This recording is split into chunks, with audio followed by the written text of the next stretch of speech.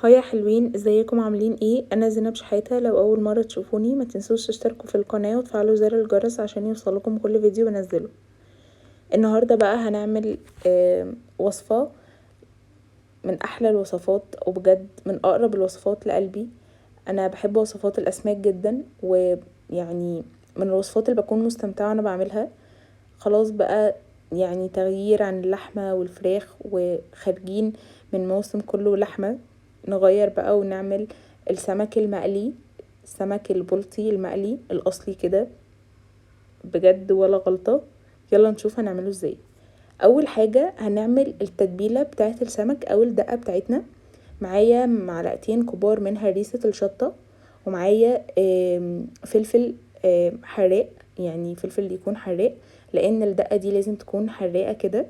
ومعايا معلقة صغيرة من الملح والبهارات والكمون والكزبرة، ونص معلقة صغيرة من الفلفل الاسود. ومعايا بقى توم، يعني توم على قد ما تقدروا لان التوم هو اللي بيحلي الدقة دي.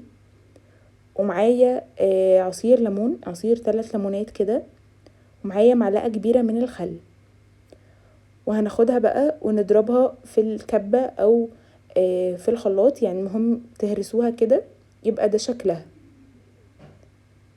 وهي دي اللي هتدي معانا الطعم كله في السمك، يعني هي دي الأساسية. لو عملناها وظبطناها صح يبقى كده السمك معانا هيطلع متبل وطعمه تحفة. انا هنا معايا السمك البلطي. اول حاجة السمك لو معانا حجمه كبير كده زي اللي انا ماسكاه ده، يعني بناخده كده شرختين من الجنب زي ما انا بعمله كده عشان ندخل التتبيلة في اللحم بتاعه. ولما نيجي ناكله ما تبقاش اللحمة كده بس دلعة ومش متبلة، لا، يبقى اللحمة بتاعة السمك وصلها كده التتبيلة ومتبلة وخطيرة. هناخد من التتبيلة بتاعتنا كده وهنعمل قلب السمكية، هنتبل قلب السمكية كله. بصوا، انا السمك طبعا مغسول ومتنضف ومتصفي، يعني كله تمام خلاص. بنتبله زي ما احنا شايفين كده، وبندخل بقى في الشرايح اللي انا عملتها دي، بنتبله كويس قوي.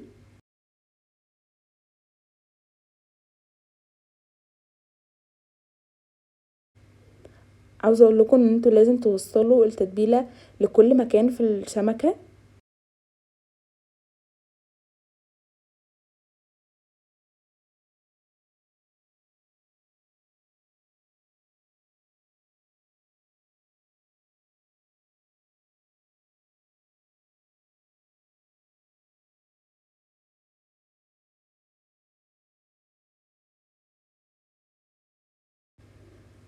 هنتبل بقى السمك بتاعنا كله لحد ما نخلص الكميه. تبلناه من جوه ومن بره خلاص، هنرصه بقى كده. وعصرة ليمونة كده من على الوش بقى، يعني ليمونة او ليمونتين. انا بحب احط القشر كده بقى مع السمك عشان يعني احس ان هو خلاص بقى ليمون، عبارة عن ليمون. السمك كل ما كترته الليمون كل ما كان احلى. بس وهنسيبه بقى عبال ما نعمل الرز. عموما السمك مش بياخد وقت كبير ان هو يتبل، لا ممكن نعمله ونسيبه يتبل كده جنبنا في المطبخ عبال ما نعمل الرز والسلطة مثلا، ونبدأ بقى نحمر فيه. معايا هنا ربع كوباية من الزيت، ومعايا 2 بصلة مفرومة. يعني مش مفرومة ناعمة قوي، لا مفرومة بس مش ناعمة، اللي هو حجمها كويس. ده عشان نعمل الرز الصيادية بتاع السمك. طبعا يعني سمك يعني رز صيادية ما ينفعش من غيره. هنفضل بقى نقلب في البصل كده لحد ما لونها يبقى ذهبي كده معانا. وهنضيف بقى التوابل. انا بحب اضيف التوابل في المرحله دي عشان بحس ان هي بتاخد كده تحميره مع البصل، بتدي طعم احلى. ضفت معلقه صغيره من الملح، ونص معلقه صغيره من الكركم، ونص معلقه صغيره من البهارات، ونص معلقه صغيره من الكمون. وقلبتهم مع البصل كده، وبعدين ضفت الميه. انا عشان هعمل كيلو من الرز المصري العادي، ضفت له كيلو من الميه. واول ما الميه تغلي كده معايا هروح ضايفه الرز مغسول ومتصفي. ضفت كده الرز بتاعنا وهقلبه بقى خلاص. طبعا احنا حطينا الملح خلاص والبهارات بتاعتنا.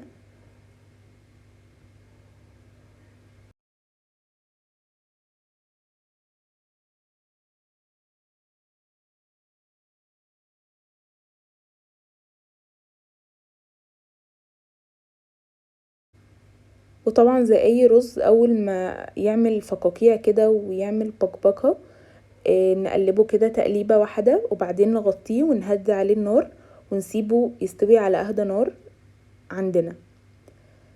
هنيجي بقى للسمك التبل، خلاص هنقليه بقى. معانا الدقيق، وضفت على الدقيق كده، هو الدقيق حوالي كوباية من الدقيق او كوباية ونص، ضفتله معلقتين من النشا، وبحب اضيف كده رشة من الكركم عشان تخلي السمك معايا لونه يعني مصفر كده شوية ولونه حلو. السمك بتاعي بعد ما اتبل هنفض بقى التتبيلة من بره بس، من بره بس مش من جوه، من بره عشان الدقيق يمسك فيه كده ويعني ما يتشالش مننا. هنفض التتبيلة من بره بس، وهبدأ بقى احطه في الدقيق كده من كل الجوانب، يعني نغلفه بالدقيق كله، ما نسيبش يعني حتة ما فيهاش دقيق.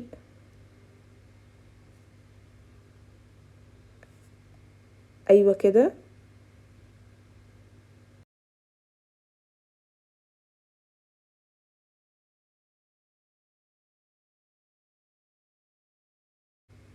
قبل بقى ما نشيله من يعني قبل ما نحطه في الطاسة تنفيضة كده بسيط، وبعدين نحطه في الطاسة. الزيت بتاعنا بيكون ساخن، يعني ساخن اللي هو مش ساخن قوي اللي هو يحرق اول ما احطه، لا بس ما يكونش بارد ولا متوسط، ساخن شوية عشان اول ما ننزل فيه السمكة يعني ما يدخلش فيها زيت وتمتص زيت كتير. وبعدين بقى اهدي النار شوية عشان تستوي من جوه كده، ويعني ما تبقاش معايا نية من جوه. طبعا السمكة جنبي بيتقلي، انا بعمل في سمك غيره وهكذا. مش بقلب السمك عشان ما يتهريش غير لما احس ان هو الجنب استوى فعلا واتحمر كده وبقى ناشف. الناس اللي مش بتعرف يعني تسوية السمك بنعرف ازاي انه استوى لما نلاقي معانا السمكية كده واحنا مسكنها ناشفة، يعني نشفت كده مش طرية بتروح وتيجي معانا، لا نلاقي السمكة كده شدت نفسها ويعني مسكت كده ونشفت كده، يبقى السمك معانا مستوي. وعموما هو بياخد حوالي يعني 4 دقايق كده على كل جنب. بصفيه من الزيت كويس كده بيكون خلاص السمك جاهز معانا. بنكمل باقي الكمية وبنقدمه. هنا الرز بعد ما استوى ريحته تحفة، ريحة الرز السعودية حلوة قوي.